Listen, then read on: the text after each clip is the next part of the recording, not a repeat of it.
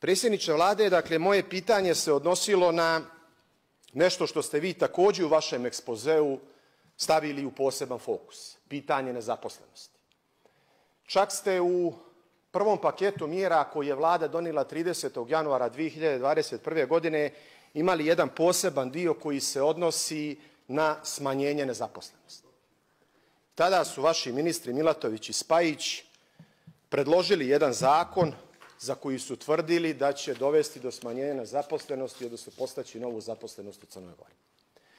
Ja sam sačekao, predsjedniče Vlade, pristojno vrijeme, mislim da su 3 mjeseca sasvim pristojno vrijeme, da pogledamo efekte te mjere koju je imala Vlada.